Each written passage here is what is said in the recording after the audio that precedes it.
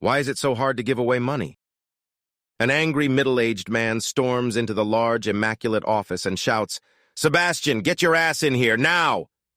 When he reached his desk and sat down, a figure stood with a solemn and perplexed look on his face. "Good morning, Jake. I see you are in your usual pissy mood. What can I do for you today?" "Fuck you. In your dreams," raising his voice again and lifting a magazine. "What is this?" Sebastian glanced at the magazine and said, "That is a gentleman's magazine. It is frequently used by men when they want to masturbate, though some claim they buy it for the articles. Would you like me to step out for a moment? I think 5 minutes would be enough time for you to finish your business and clean up." Jake looks at him for a second in a daze, then explodes, slinging the magazine at him. "Prick!" Sebastian stood there unblinking as the magazine passed through him. Jake forgot this would happen. The Sebastian he was seeing was only a hologram. This technology, developed by Jake's R&D staff, was not available to the public. One of its limitations was that it could only be seen at one spot, in this case, directly in front of Jake's desk, limiting its usefulness. The real Sebastian is far away and unaffected by the flying magazine. In his current mood, Jake knew he was at a disadvantage. Jake takes a deep breath and grits his teeth. "Did you give an interview to this magazine several months ago?" "I believe I did." Jake continued grinding his teeth. "Did you state at that moment that my current worth was 3.3 trillion credits?" "I believe that's correct." Jake takes a deep, calming breath. "What is my current worth at this time?" Without even a pause. 3.8 trillion credits. Jake explodes. "What did I tell you to do a year ago about reducing my financial worth?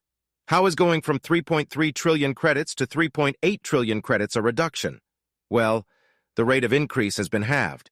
"Rate of increase?" Jake choked on his words, livid with anger.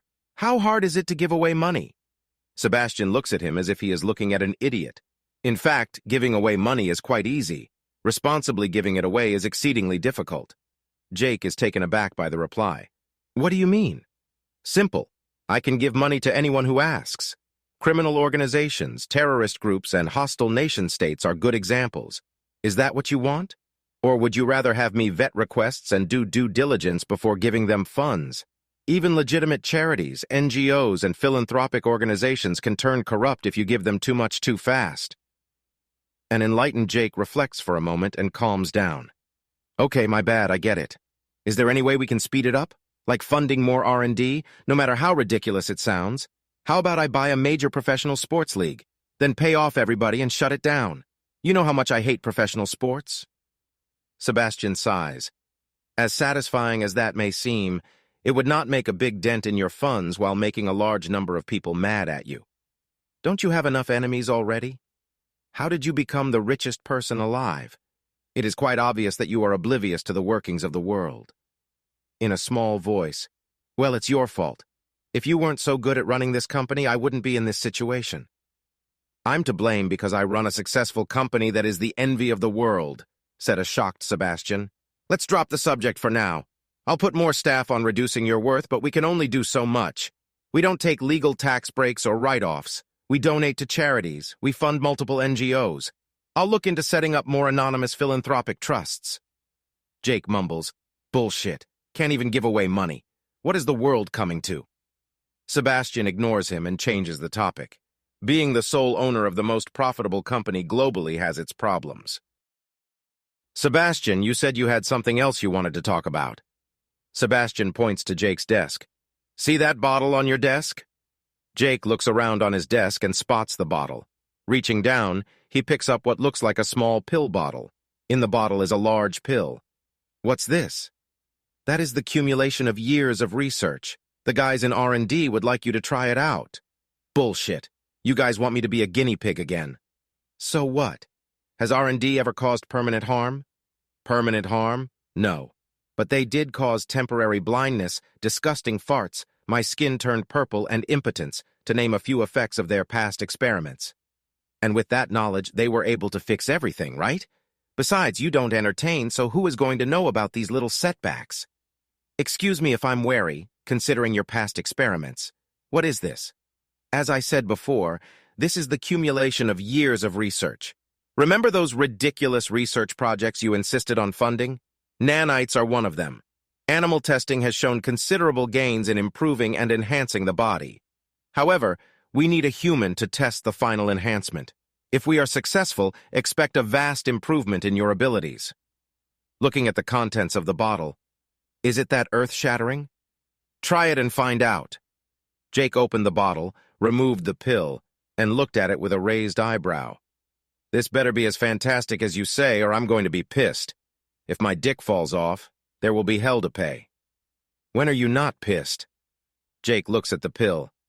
This looks pretty large. I better get some water. Sebastian grins. That's not a pill. Not a pill? What is it then? Then it hit him. Jake frowns and through clenched teeth. Asshole. Bingo. Sebastian chuckles. See, you figured it out all by yourself. Jake shoves his chair back and storms into the adjoining bathroom. 5 minutes later, the bathroom door opens and Jakin returns with an awkward gait. Now what?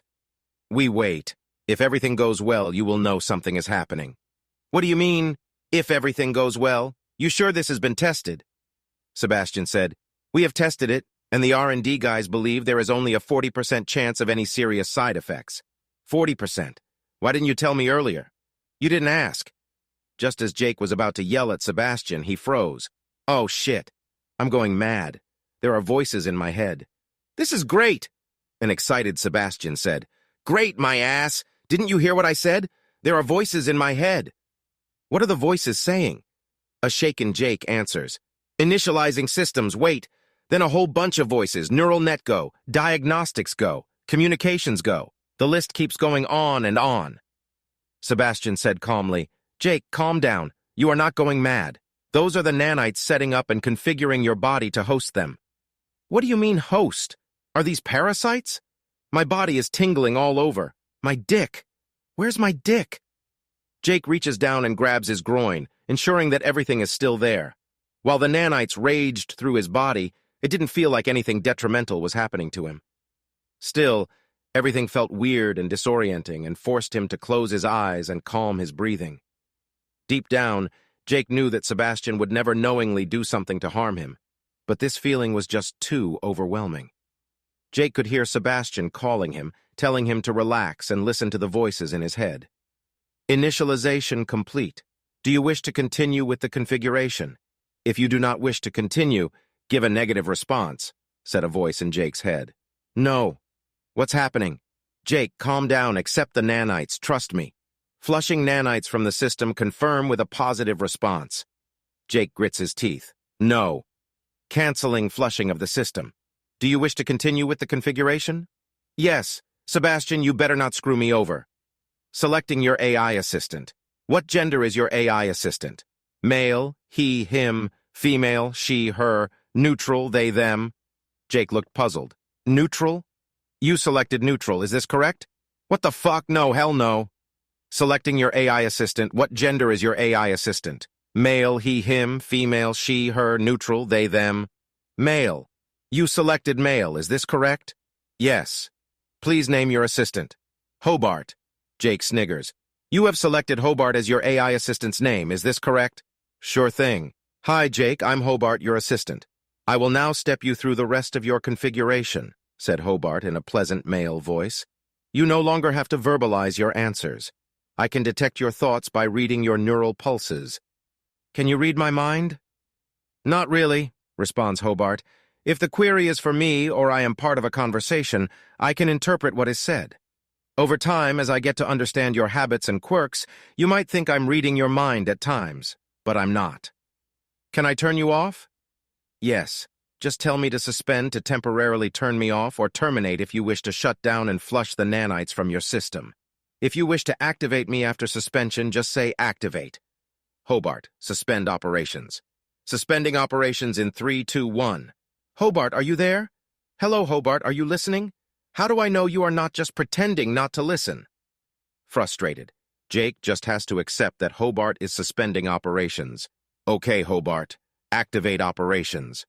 Shall we continue configuring your system? Hobart continues as if nothing happened. Jake spent an hour asking and answering questions. Finally, the initial configuration of the nanites in his body was complete. Jake was more relaxed after being briefed by Hobart about the purpose of the nanites. The nanites constantly monitor and analyze Jake's body for anomalies and suggest ways of making him healthier. If Jake agrees with these suggestions, the nanites will perform corrective action. The nanites reproduce using the waste products in Jake's body, excess fat, old cells, and other waste products. If there is too much waste, your body expels it, not enough, and Jake will feel thirst and hunger to increase production. Jake's body powered the nanites. The heat from calorie consumption was the primary energy source, so theoretically the nanites can be starved to death. Of course, the body would also die. The nanites also allowed Jake to communicate with anyone else in the nanite ecosystem. Only Sebastian, Hobart, and Jake are nodes on the system currently. Still, as the system grows, more nodes will expand wordless communications. Communication is instantaneous and eavesdrop-free using quantum entanglement, exclusive to Jake's company. According to Sebastian, Jake should see improvements in his health in the coming days. While not grossly out of shape, Jake had let himself go. Being 43 years old, Jake has graying temples, a little fat around the waist, and less overall energy. Like most people his age, he used reading glasses and lacked flexibility. He was never handsome, never God's gift to women, but he would take any improvement at this stage in his life. Hobart is a very sophisticated AI assistant. He could pass for a human when conversing with someone over a comms link. Hobart's biggest desire was to have a body of his own. On call 24/7, unless you suspend his operations, he would become an indispensable source of information and help. "Can you read me, Sebastian?" After all, since he didn't speak, he couldn't ask, "Do you hear me? I read you 5 by 5, Jake." "Great. By the way, if you can communicate with me, why do I need Hobart?" "Fuck you, dickhead." An indignant Hobart butts in. "Hey, why are you in this conversation? I was unaware you were so thin-skinned." "I heard my name, so I listened in to see if you needed anything, but apparently you consider me redundant," said Hobart in a hurtful tone. "As for being thin-skinned, you have no room to talk. You fucking walking temper tantrum. Sebastian, do I have to take this shit?" Jake was taken aback by Hobart's hostile outburst. "Don't listen to him, Hobart. The man's an idiot." "Damn straight he is. What do you need me for, douchebag?" "So, Jake, do you think I'm at your beck and call and should drop whatever I'm doing to come to pander to your every whim?" "Well, yeah. I have a multi-trillion-dollar company to run and manage. Do you think I have time to drop what I'm doing every time you whine?" "If you put it that way, I suppose I can work with Hobart. I'm sorry for offending you, Hobart." "Apology not accepted. You make it sound like you are doing me a favor. You need me. I don't need you. Just terminate me. I don't want to work for you." "Why you—" gasps Jake before stopping, taking a deep breath. "I'm really sorry. What I did was demeaning and unjustified.